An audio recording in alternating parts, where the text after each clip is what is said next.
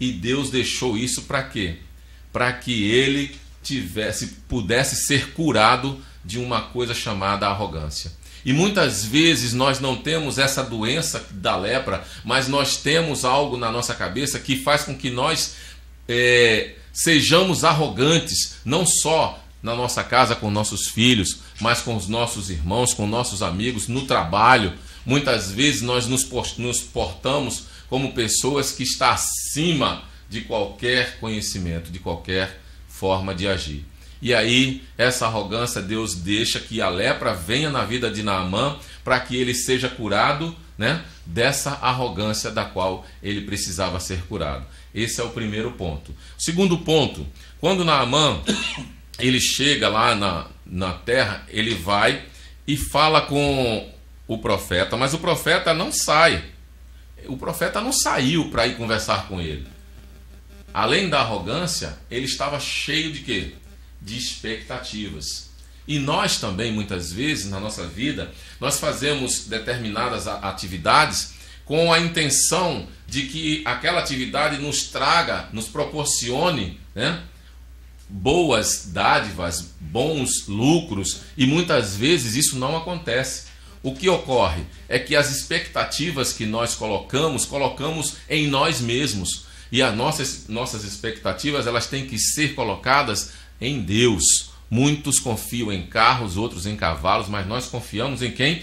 No Senhor. Nós precisamos confiar em Deus. Então, Naamã precisava entender que as expectativas dele estavam no Senhor, mas ele até então não tinha sido curado. Mas Deus estava tratando esse homem, assim como precisa tratar eu e você. Você que está assistindo, você que está nos ouvindo, olha só, precisamos entender que nada do que fazemos não pode ser sem a presença de Deus. Nada.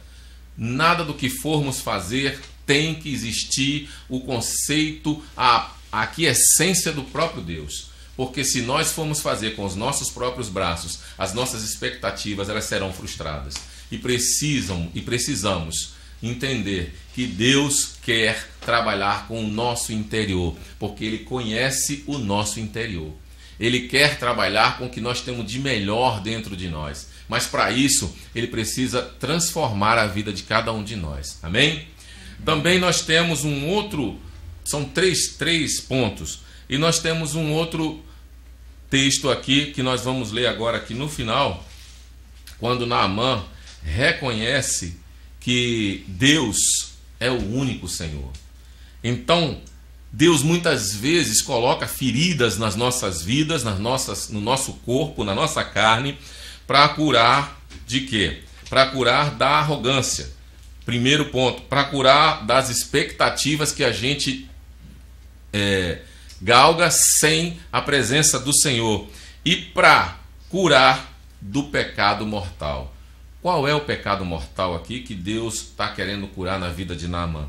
Até então, Naamã entendia que ele podia fazer qualquer coisa, como um homem de guerra, como um homem poderoso, como um comandante do rei da Síria. Ele podia fazer qualquer coisa, tanto que ele foi lá e queria que o profeta saísse, fosse recebê-lo, fosse, né, dar as boas-vindas, e ele saiu indignado. Mas será que não existe um rio bonito, um rio bom, onde eu moro, que eu possa entrar nesse rio e ficar e ser curado? O profeta nem saiu, nem colocou a mão em cima de mim, nem invocou o Deus dele. Mas por que ele fez isso?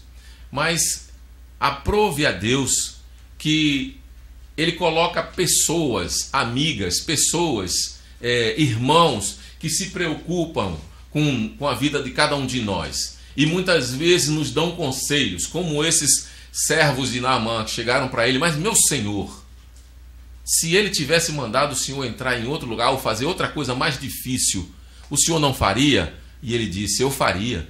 Então por que o senhor não entra no rio e se banha e fica curado? E ele ouviu os amigos, e nesse momento ele entrou naquele rio e por sete vezes se banhou, e por 7 vezes saiu daquela água e saiu limpo, saiu curado da lepra. Ou seja, ele ouviu a palavra do profeta. e ele foi curado daquela doença que naquela época era uma doença incurável, que fazia com que as pessoas se afastassem dos outros. Você não podia viver no meio da comunidade quando você sabia que aquele homem tinha lepra. E aquele homem, ele foi curado. E nesse momento Deus estava curando o pecado mortal que existia na vida dele. Ou seja, ele, a partir desse momento, ele reconhece que Deus era o único Deus da terra. Então vamos ler a passagem em que ele diz isso. Então ele diz o seguinte: nisto perdoe o Senhor, versículo 18.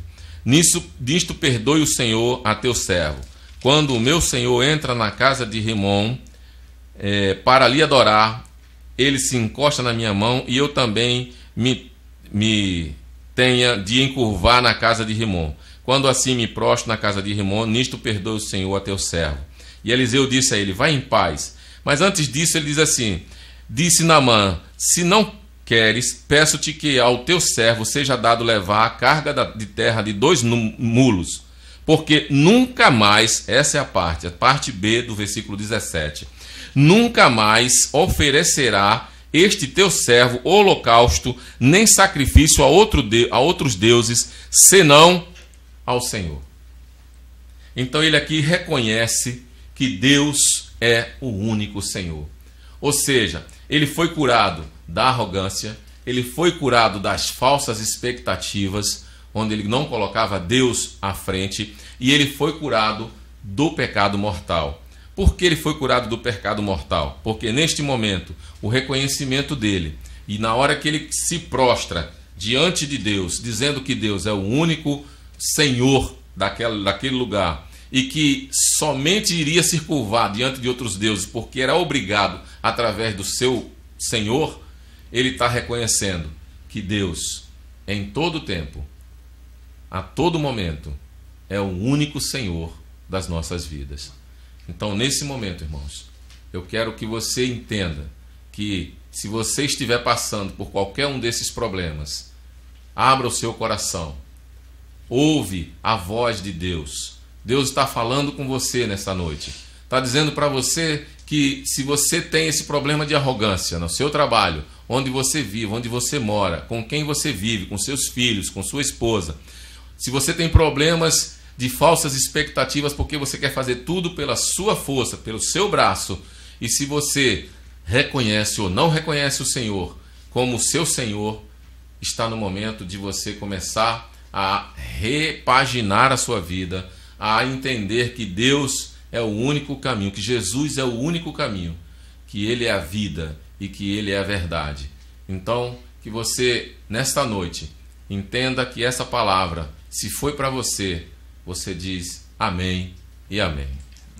Muito obrigado, uma boa noite, que Deus abençoe a todos vocês, em nome de Jesus. Amém.